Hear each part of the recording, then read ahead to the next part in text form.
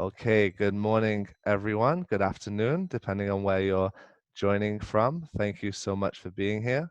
My name is James Elsmore. I'm the Director of Island Innovation, which is putting on this webinar series.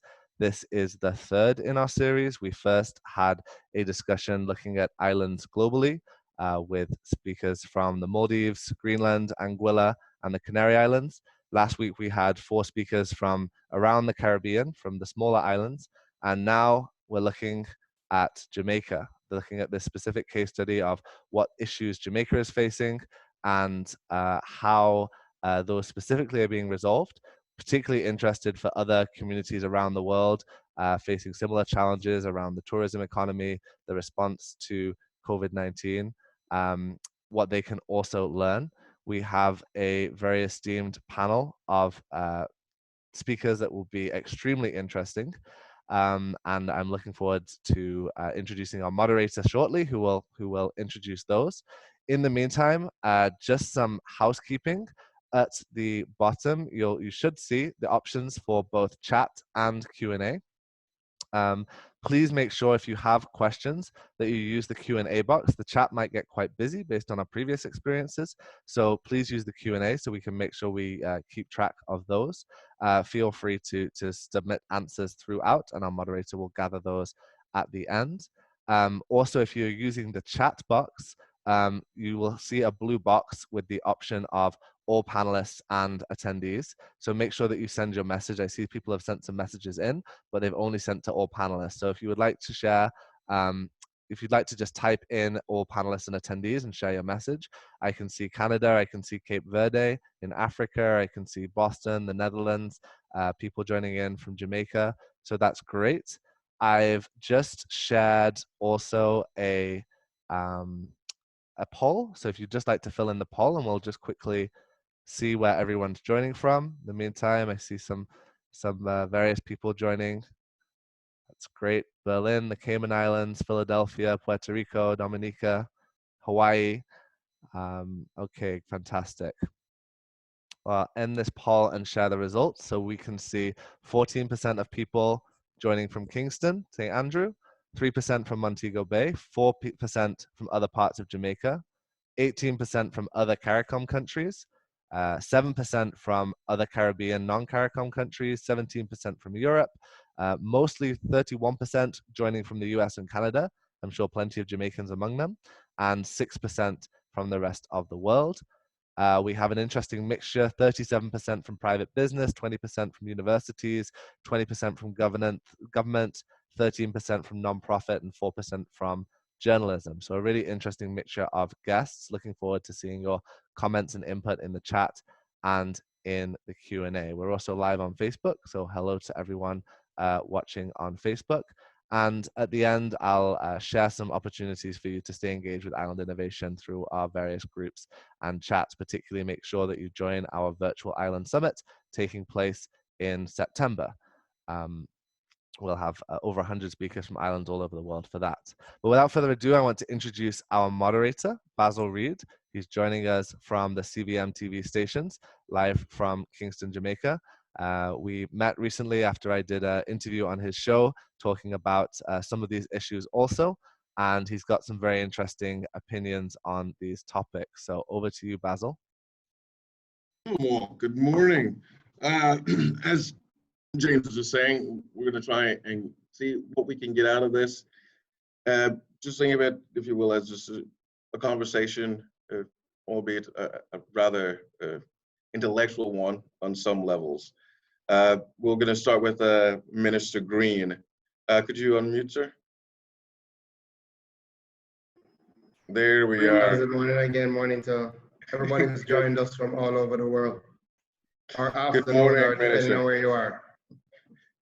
So let me just jump right into it. There's been a lot of push from the private sector as well as from government recently towards reopening, albeit in stages and somewhat more cautiously.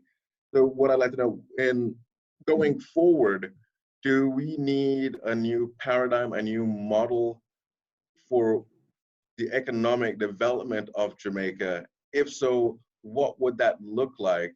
And if not, is it possible to go back to the pre-COVID times and recover all the gains that we have lost recently?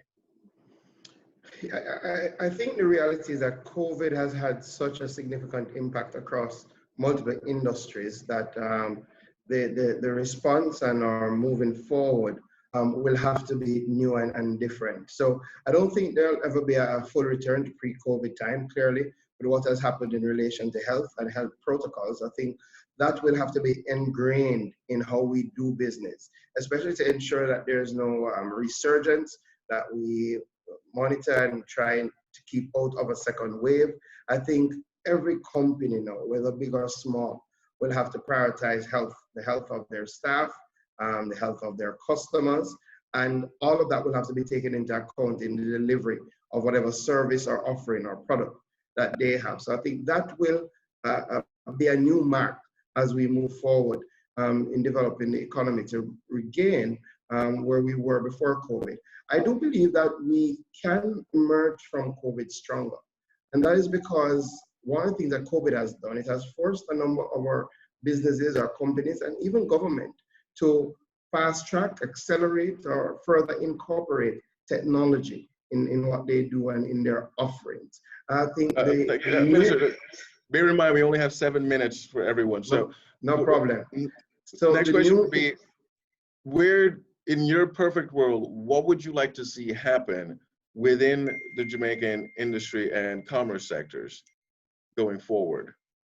Well, so one, again, I think one, acceleration of technology solutions that can ensure that people have more remote access to services and products. I think that is critical if we're going to drive commerce not only here but abroad, and we've seen some of it. We have to continue from the government standpoint to ensure that people can access government, interact with their government virtually. You know, we launched last year our online portal for trade that people can go in and see how they can import and export from Jamaica.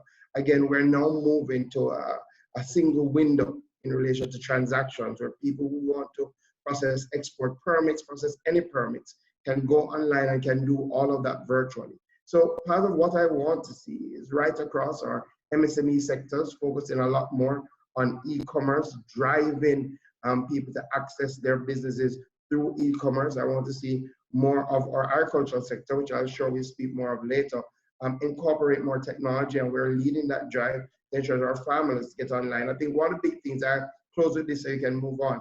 I think one of the big things that we will see coming out of this are new services being offered. So for example, we never had a very strong fresh food delivery service platform, market, people practicing that before COVID. Now we have at least 6 players in the fresh food delivery market. That has come as a direct response to the crisis, as an opportunity that has come forward that we, the government, are helping to facilitate. As you speak about e-commerce, I'm noticing that there's a lot of movement within that area. Now, some of the dangers that you're going to have individuals, you're going to have more motorcycles on the road, you're going to have more individuals delivering to homes, as well as you're going to need at some point warehousing. Now, there have been issues with Amazon and how their workers have been treated, looking at strikes. Will such a thing fall under the unionization? What regulations is government looking at to ensure the safety of those delivering as well as the safety of those who are being delivered to, and also ensure that it's a seamless operation for any entrepreneurs looking to enter that arena? You know, I think one of the good things with Jamaica is that we do have a really robust set of laws. We were far ahead of our time in relation to our labor laws, where we've seen deficiencies. So for example, in occupational health and safety, we're moving to fill those gaps. But in relation to labor, in relation to the overall systems regarding the development of business protocols, I believe Jamaica is ahead of its time in that regard and has very strong laws. And where, again, there are weaknesses, we're looking to strengthen those. At the end of the day, I think what you see happening is that in every crisis, there are glimmers of opportunity. I think the delivery service market is a glimmer of opportunity. I think online shops, I had a great meeting with some enterprising Jamaicans and a new service called Q Mall, which is akin to Amazon for our local products. I think you will see more of those spaces being developed, and we do have the framework to treat with it. There are some things that we have to do better, and we just yesterday in Parliament passed our Data Protection Act, which is critical. As you develop the technology, as more people interact online, we have seen the need to strengthen our data security regulations. So the bill was just passed in Parliament yesterday. It will now go to the Senate. So what you will find, people who want to invest, they have strong labor laws and they have a robust now security framework for data protection. So we've got about 2 minutes left. Last thing, when it comes to businesses, is the government looking to incentivize, subsidize in any way, or perhaps incubate this new area? And if so, is there a plan on the table, or are you looking to table a plan for the future? Well, a couple of things. I would say in general, the government definitely looks to see how it can help incentivize, strengthen the formulation of MSMEs. You know, we have a MSME policy and we passed in 2018, and we're looking to drive MSME growth. Part of what we've been doing is removing the barriers for people to get into business. So, you know, there used to be a minimum business tax. We removed that. From the government standpoint, we also introduced that MSMEs have automatic access to 20% of government procurement.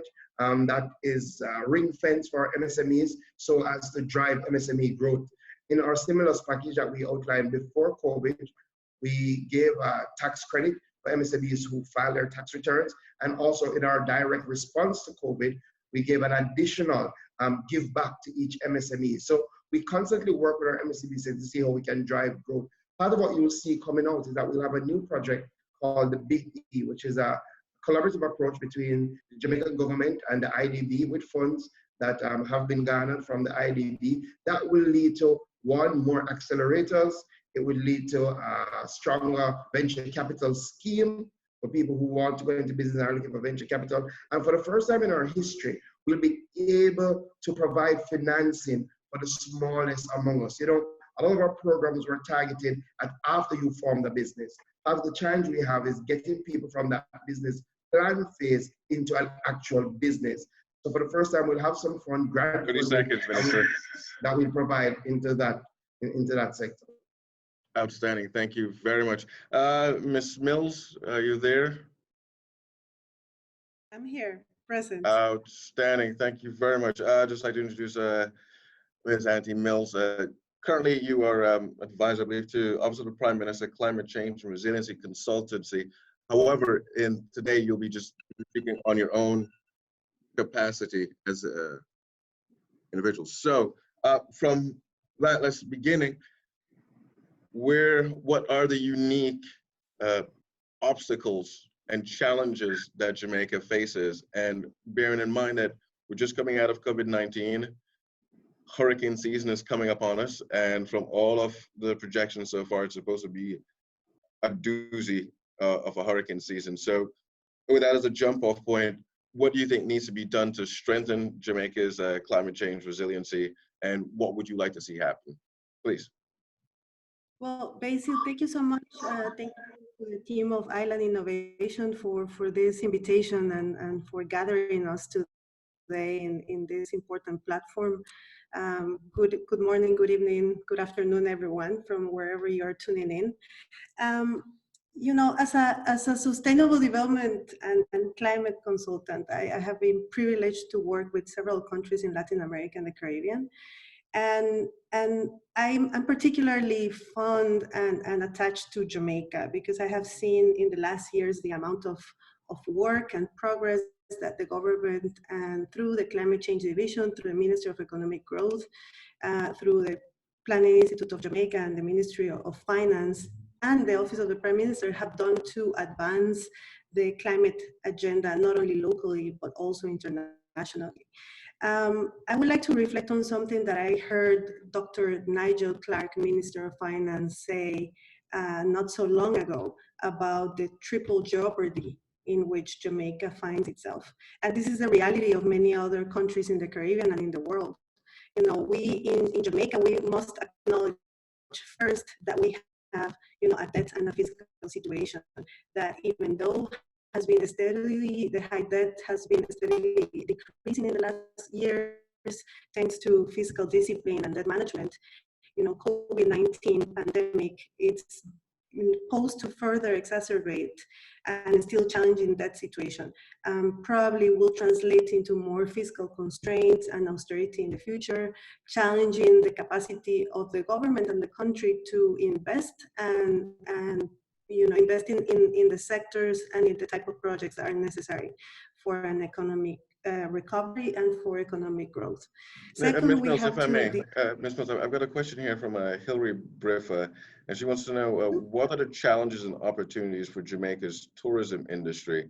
And this is more, I think, for the minister, but I think in relation to your specific area, with climate change a reality, how does the industry move forward?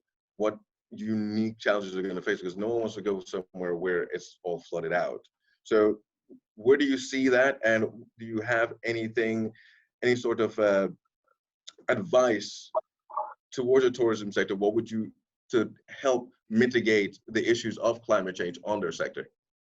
Well, you know, taking a step back and, you know, working in the context of you know, debt, pandemic, and climate change, which is a reality. When you talk about how the tourism sector has to or could move forward, we need to include sustainability and long-term resiliency. We need to think about the diversification of the tourism sector, not only putting, like we say, all the eggs in one basket and focusing on the resorts, but we need to look at ecotourism and other opportunities that include more local community involvement in tourism. And those opportunities have to be carefully, you know, designed to take in account the protection of the environment, the resiliency, the capacity of those opportunities for diversification to sustain any disruptions that may come in the future. It is whether it is a pandemic, another you know, dengue, or whether it is a disaster or a weather event. That's a reality in which we have to operate from moving forward.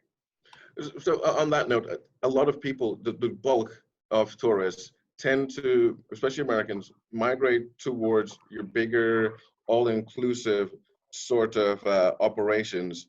And the sustainable, smaller operations are seen as more of a hippy-dippy sort of your upper class sort of escape. So how does one translate that to the average person who's saved all year and just wants to go on a beach somewhere and not worry about anything, have all their drinks, to get them from, you know, silence as much as, and I enjoy silence as much as the next question, but to get them from there to the smaller, more independent operation?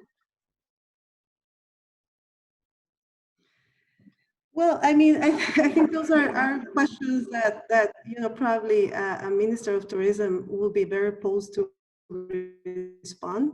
In my personal opinion, we cannot underestimate what the tourists and the millennials and the pandemials are going to require of the tourism sector in the future. We cannot underestimate their capacity to recognize the benefits of, you know, going into a smaller scale tourism. You know, Airbnb before the COVID-19 had an immense uptake in Jamaica. And find themselves, you know, wanting to go to Airbnb so they can be closer to the community, so they can interact with Jamaicans, so they can enjoy the music and enjoy the food. So we shouldn't underestimate the opportunities of a diversification of the tourism sector, and the diversification of the economy on a wide scale. Thank you very much. I appreciate it, Ms. Mills. Dr. Bowen, are you with us? Dr. Bowen?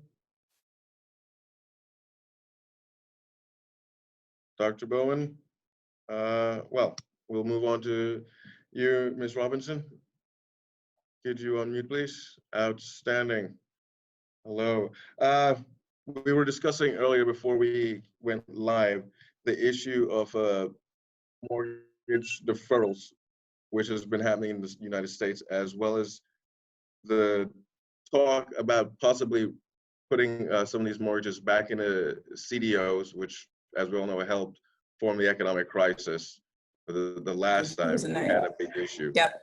Now, Jamaica has a much different set of banking regulations. It's a lot harder to get loans at times. However, it seems to be designed to prevent some of the issues that London and New York and Chicago have found themselves in financially.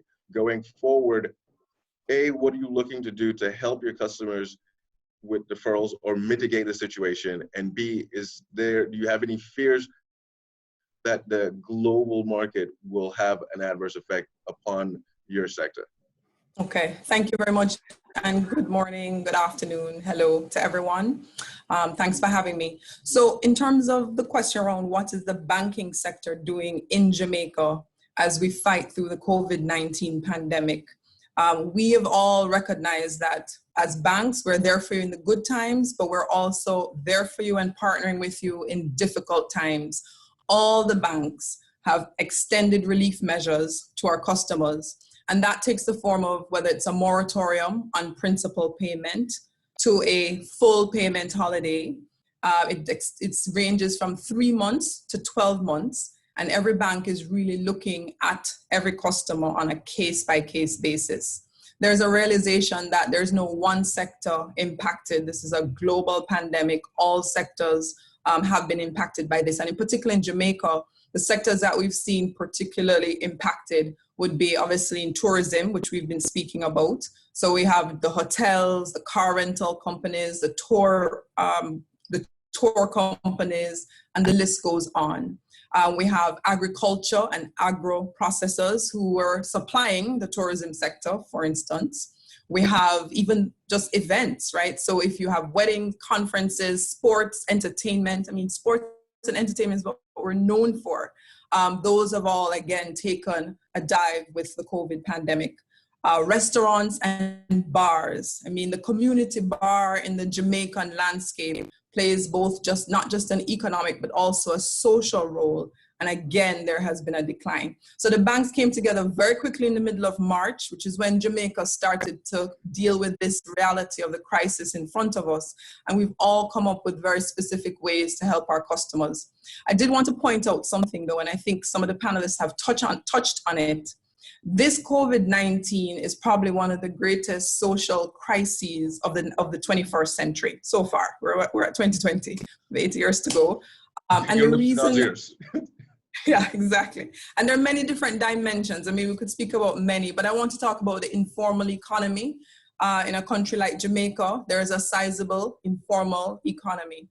And it's very clear that while the actual virus doesn't discriminate, whether by health or economic background or religion or ethnicity, etc., the folks who are more economically disadvantaged, those who don't have access to the internet, those who do not have home environments that are conducive to learning, they are being left further behind. And the biggest fear is the fact that this income inequality gap around the world is going to be increased as a result of COVID. So what are the banks doing? So we recognize that the big opportunity here, and I agree with the minister, that Jamaica really needs to move towards a digital society. We need to make it easier. I heard you comment earlier about how it's hard to set up accounts in Jamaica versus elsewhere. But the truth is we need to make it easier for persons to come into the formal economy, because as you fast forward what the world will look like after this disaster and even further into the future, if you don't have access to the formal economy, you're going to be left further behind. So we are opening bank accounts for persons who are unbanked. In fact, the sector is going after the unbanked through bank accounts and cards and other innovative products. The company that I work for, we just recently were in the process of opening over 10,000 bank accounts for the unbanked based on persons who qualified and received the government's compassionate grant, which is their CARE program. And so I think it's going to be very important for banks all around the world to really push on financial inclusion, which is something that the government has been pushing on for at least the last 3 years. And First Global Bank and parts of the Grace Kennedy Group, we have been pushing on our financial inclusion strategy to get persons into the formal economy. Ms. Robertson, thank you. Got about 2 minutes left. So the final thing, as the minister was speaking about the SMMEs and e-commerce and pushing into this brave new world, is there anything specifically that you're looking to do to work with SMEs, the ministry, to ensure that it's a more seamless transition and getting from point A to point Z as an entrepreneur, as a business person, or a potential investor? Right. So even before COVID, we recognized SME is the growth engine of our nation and a number of other countries. Now I'm part of the private sector organization of Jamaica, and we have been running a SME focused project to make from soup to nuts to make it easier for SMEs, not just to get access to capital, but broader capacity building. But I think the real opportunity that I see here for Jamaica, there are many opportunities actually. In suffering, there are opportunities. And one of the opportunities is, as we move towards a digital society, all companies should really look at a digitization strategy. And there are 4 things I would suggest for consideration. The first is really a payments mechanism. How are you going to access payments remotely or digitally, right? Are all of the SMEs using online banking? If not, it's surprising because all the banks offer it. They also need to look e-commerce, point of sale machines, cards such as tax cards. These are going to become critically important. The second capability is around having good, robust customer data.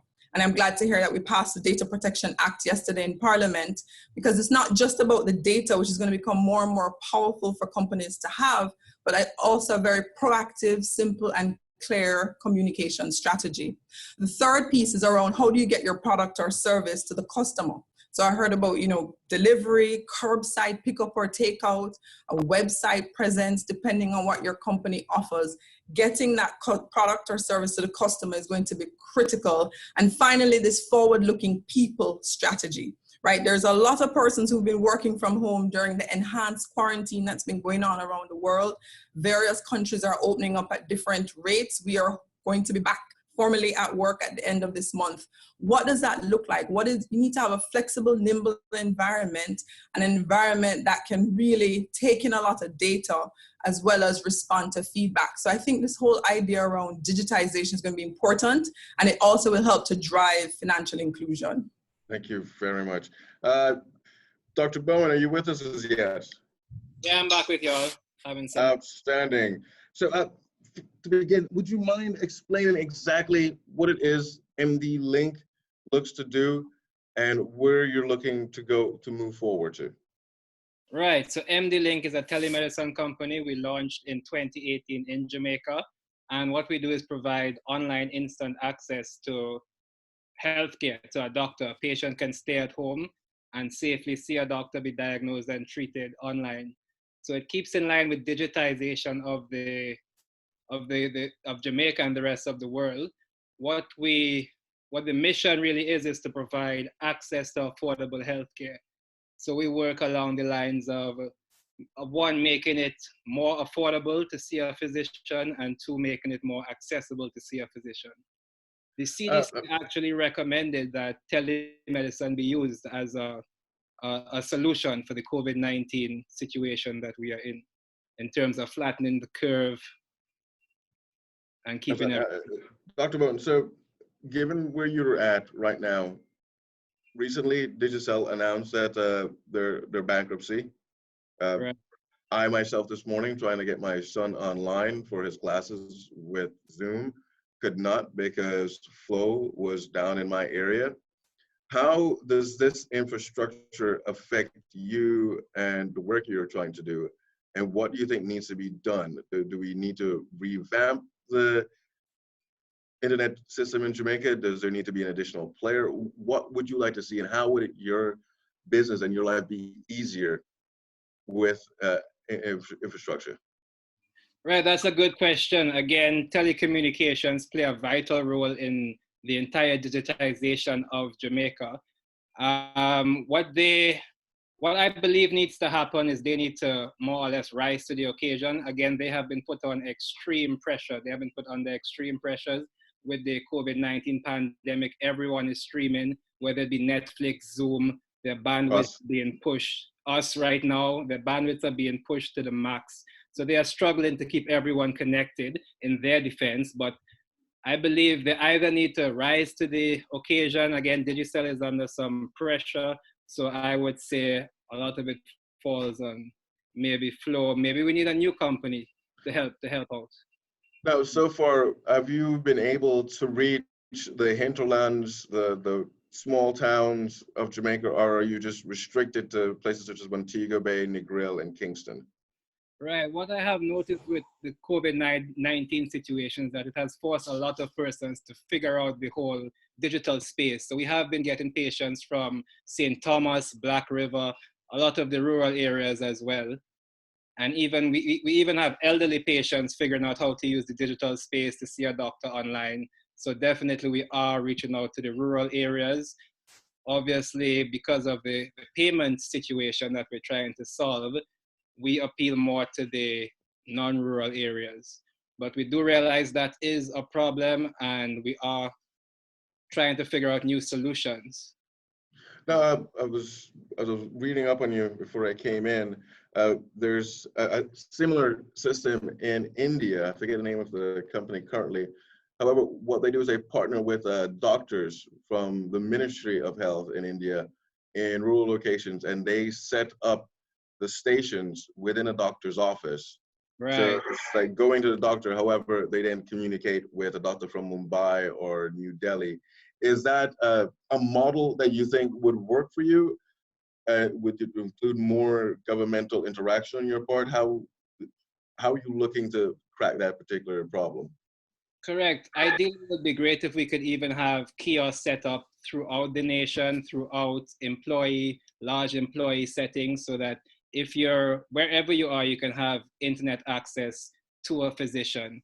In terms of how we plan to roll it out, we haven't reached that far, to be honest. I believe we would need some government assistance in terms of rolling that out. And what does it mean, your interaction with the banking sector, getting investment, getting loans, and so on? That's a good question. The IDB is actually working with us. They are partnering with us to more or less launch a COVID-19 screening chatbot, which would again help tourism and help with the reopening of the markets and the industries. That's the main bank that has reached out to partner with us. Yeah. And how do you find your interaction with Ministry of Health and Welfare? Right. We have reached out to the Ministry of Health. They are doing an excellent job with managing COVID-19, and hopefully they will work with us in the future. Now, do you think that this is going to be a new normal, not just in the sense of COVID, but because before this, we had the Zika. Before that, It was Ebola. Correct. There's always seems to be something. And granted, because of globalism, do you see more and more situations like this happening? And what do you think needs to be done to help mitigate against the unknown, pretty much? Right. I think more or less everyone needs to be prepared. It's disaster preparedness. So yes, I do think it will be the new normal, and governments and everyone throughout the world will more or less have telemedicine implemented into their disaster strategies, even with hurricanes, perfect for telemedicine. That was going to be my next question, actually. With hurricane season coming up, not only we face the possibility of, lights going to go out in certain areas. Correct. How then do you have a team that you can actually send out in the community once the power goes out to help in that situation until power comes back? Or is that something you think should be left to governments? In terms of power, I would say government. In terms of telecommunications, we are working with telecommunication companies. So in that situation, we would again work with them to get service back up and get access to healthcare back up. And where do you see this going in the future? What would you like, in your perfect world, what would you like to see happen? And how do you think it should be implemented? With telehealth and telemedicine, I do believe that we are going to continue to head towards a digital world, a digital healthcare system. In fact, I envision in the future, you would have your kitchen, your living room, and your health center, your telemedicine health center, so you can have healthcare right there at home. That's as far as the vision would be. Outstanding. Thank you very much. Mr. Green, if you could come back on. Yes, Basil, with you. Now, I just wanted to wrap this up. We're pretty much about done here, but you've heard what all the other guests had to say. What I'm curious to know from you is, going forward, how does your ministry as a government plan on integrating all of this? Because it's not just, you can't have a stool with one leg. So you've got banking sector, you've got medicine, you've got the climate change, and all of it, to me, at times feels like one big freight train just coming down on us.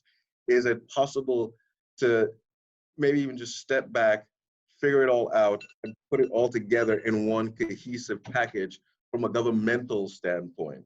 And how much of a challenge is that looking for you? I think one of the positives that will emerge from COVID is that one, in order to effectively respond to COVID, we have had to take a really collaborative approach. So, sometimes people do speak about the fact that there are silos and bureaucracy even internally in relation to government.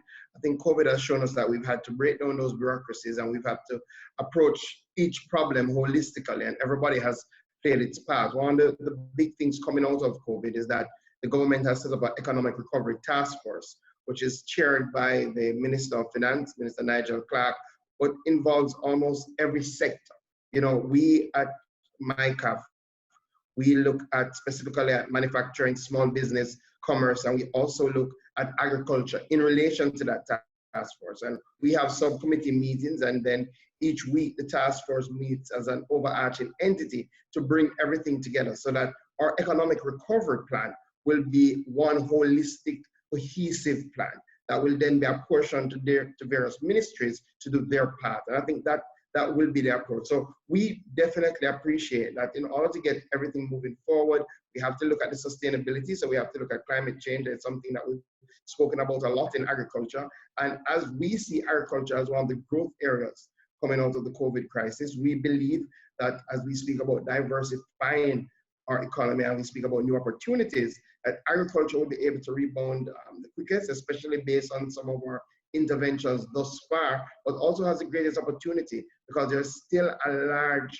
market for our products. So we will definitely take that. We have been in constant dialogue with the banking sector. And in fact, before this, we were working with the private sector organization of Jamaica to try and make more banking options accessible to our MSME sectors. In fact, led by the PSOJ, we've been on a series of consultations. I think our small businesses spoke very frankly to the banking sector about some of the challenges that they were having. A lot of them spoke about being able to access facilities without having to come into a bank. So one thing you would have heard First Global speak about it is this has accelerated the pace of digitization. And then telemedicine, which clearly is a new emerging business concept, but also very important health-related initiative to ensure that we can keep our people healthy. And I think, again, Ché has started the conversation with us before COVID.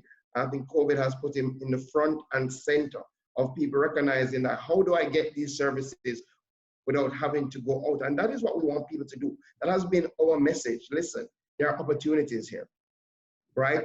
There are problems here that needs to be solved, and that can be solved, that people can make profit from it.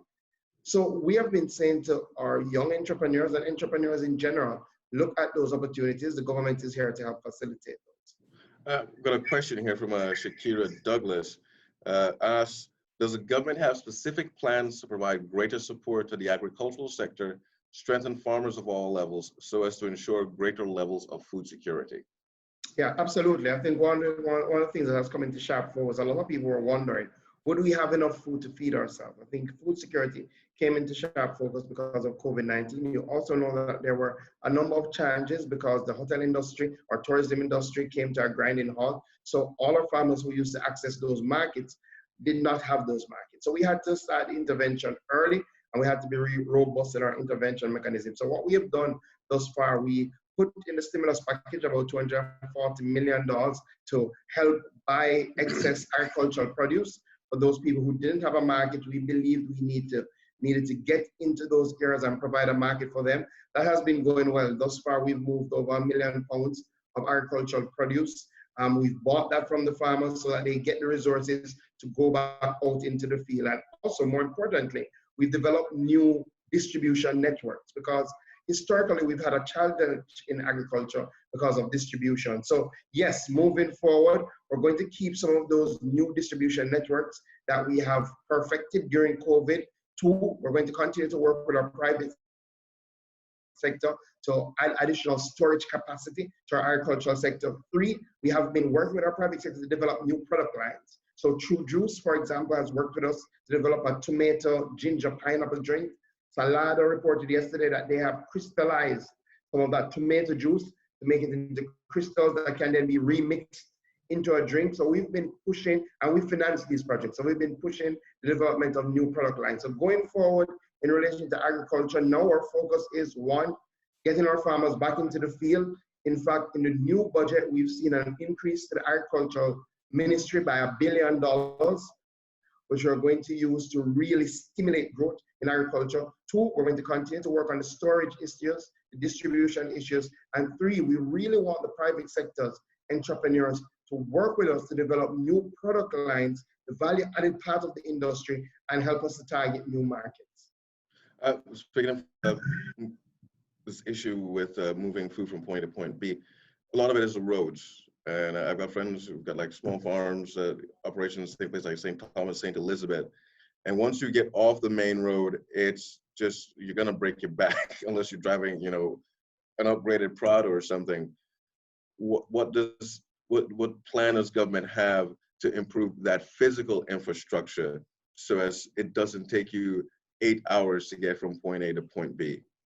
Yeah, you know, one of the good things is that for the past 2 years, definitely 2018, 2019, we have seen almost a doubling of our budget towards our farm road program, our infrastructure program. So where we used to be able to fix 50 roads, we fixed over 100 roads in those 2 years. There's still a lot more to be done, but there's also a reality. You know, COVID has had an impact on government revenue, right? And if you looked at the Ministry of Finance presentation, the Minister of Finance presentation last week, we're looking at a $128 billion shortfall or fallout in government revenue, which means that some of the heavy capital-based projects, such as infrastructure work, may slow down for this year. But with that said, we do still have a farm road program, and we will continue to help our farmers in relation to those remote areas.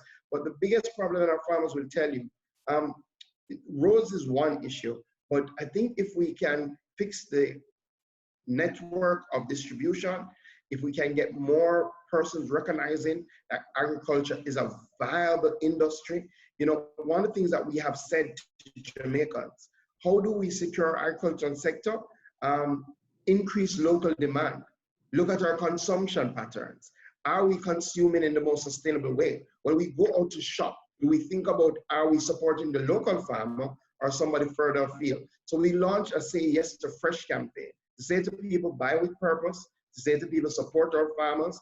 And I think that has helped. If we drive demand, Basil, if we work out our distribution networks, if more private sector funds, including our banks, come into the agricultural sector, help our small farmer, then agriculture will grow. And just to let you know, our last 2 quarters have seen significant growth. In fact, our unaudited results thus far is that the quarter before COVID, we saw 14% growth in agricultural production. So, you know, there are opportunities out there. Outstanding. We're almost done. Ms. Mills, are you still there? Present. Outstanding. I'm sure you heard the minister. I just wanted to circle back to you about the issue with climate change and resiliency within the agricultural sector, because I know some places have not gotten any rain for the entire year, and places that normally get rain, and when they do, they get a year's worth of rain in a week. Now, with the agricultural sector, the need for food security and the threat of climate change globally, what do you think needs to be done to help mitigate those situations? And is there anything that can be realistically done to offset what is actually happening? Basil, that's a great question, and I have to again reference the ongoing work that it's been happening, spearheaded by the Planning Institute of Jamaica, coordinated, and the work of the Climate Change Division in accessing funds from the Green Climate Fund for watershed restoration, for water sector. We need to, I like that the minister mentioned that there needs to be financial products in place, new financial products in place in the financial sector. But I would like to also raise the fact that some of those financial products need to be catered to build resiliency in the agriculture sector, in the tourism sector.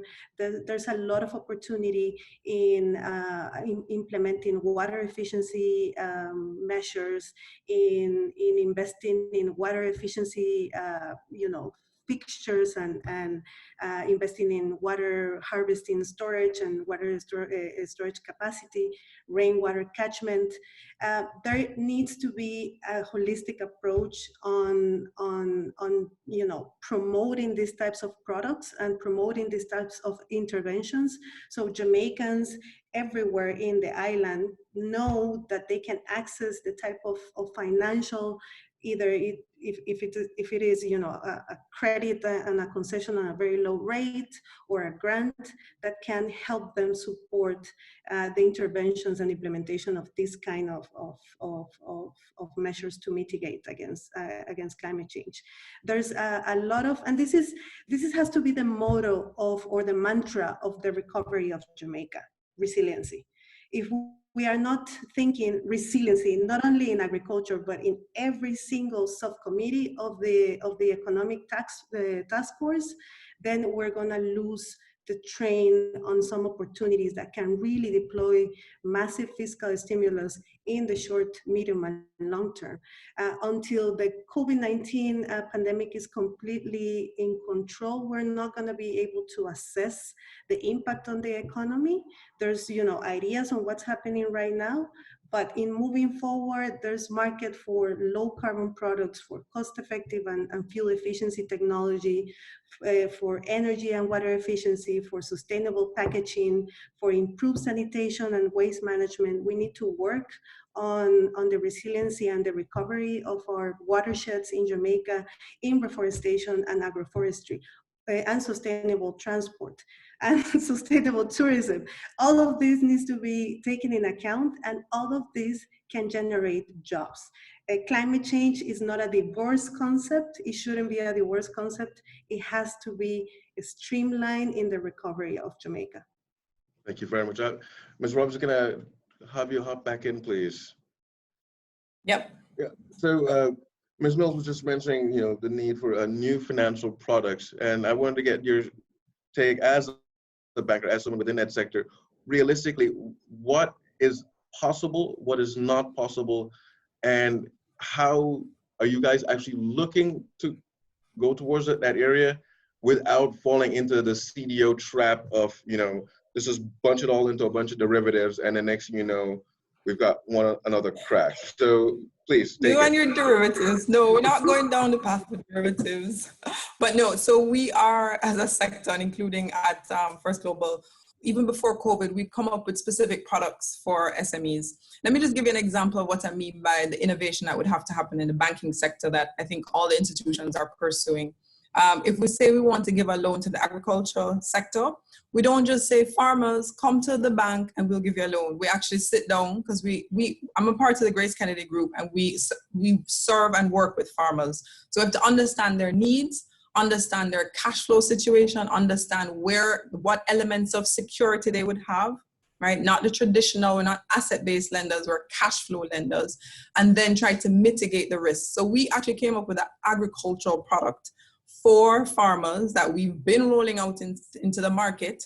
And we've been doing this before COVID. I think the point about COVID is that it really focuses you on where the needs are. Airbnb before COVID, I know it's kind of taken a dip now. I have to believe it will come back though. We had Yeah, well, the Airbnb product, right? You know, this idea of a credit card focused on taxes, all the banks are doing it, I believe, where the pay or pay is government of Jamaica agencies. So you have a tax card and you can use it to pay your taxes, you can use it to pay your duties on imports, etc.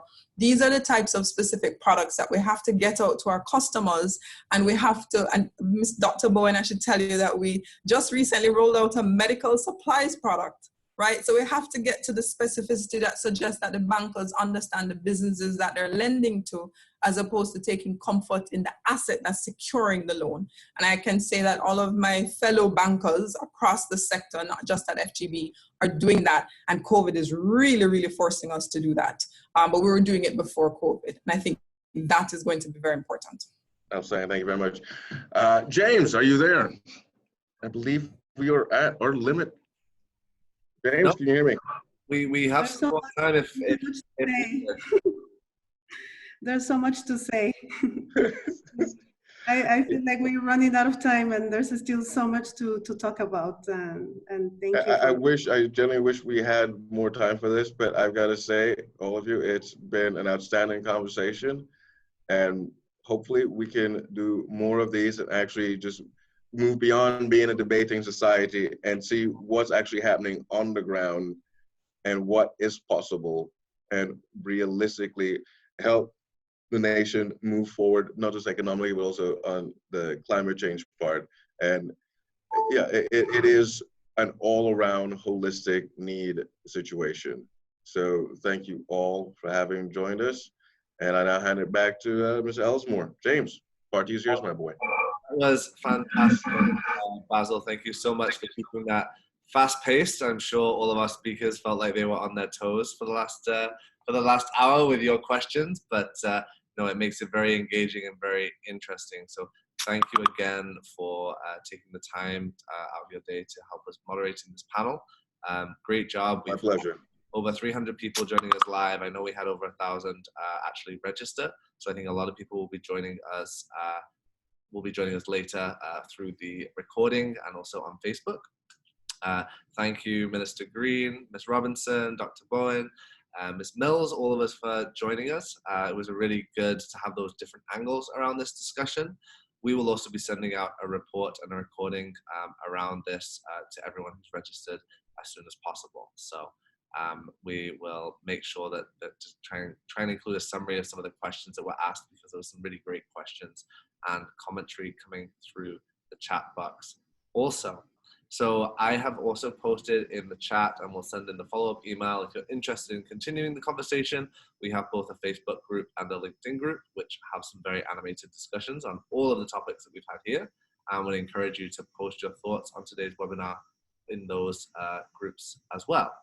And finally, would encourage you in September, this is all leading up to the Virtual Island Summit, which will be our conference of island speakers from around the world. We're anticipating over 10,000 stakeholders signing up this year, so really excited for that. So if you go to virtualislandsummit.com, you can go and sign up. So thanks again to all of our speakers. Really great job, really good discussion, and look forward to being in touch with you and hearing more about what you're doing. Stay safe, everyone. Stay healthy. Outstanding. All the best. Thank you. Thank you. Thanks, everyone. Thanks, James. Cheers. Bye-bye. Bye, guys. How do I get out of here now? There we go.